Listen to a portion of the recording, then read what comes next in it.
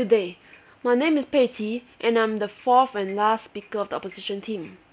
In my argument, I'll be taking a stand on the debate by touching upon the various arguments that were placed forward by the proposition, as well as reinforce the points that my teammates have provided in their earlier arguments, finally proving that parents would never have the right to determine the genes of their child.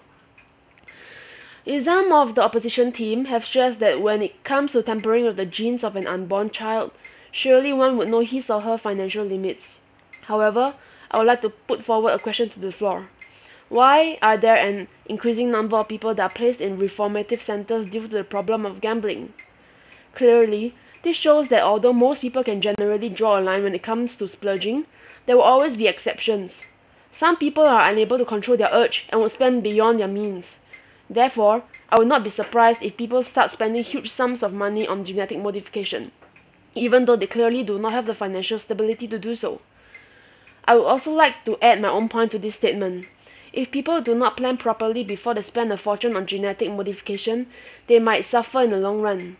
Assuming they have created a perfectly healthy baby that has been blessed with many positive traits, would they be able to upkeep such a child?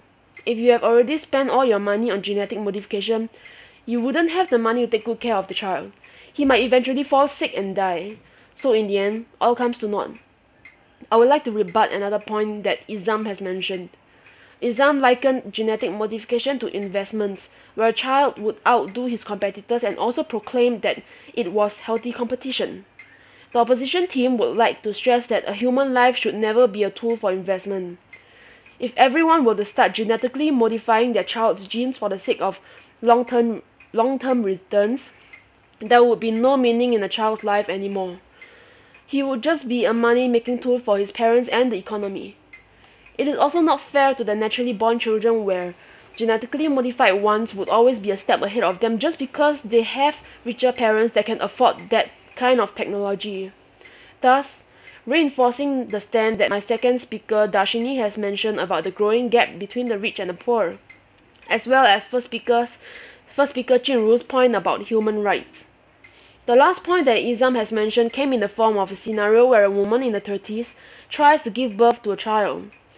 As most people would know, when a female gives birth at such a late age, the risk of a child having Down syndrome is relatively high.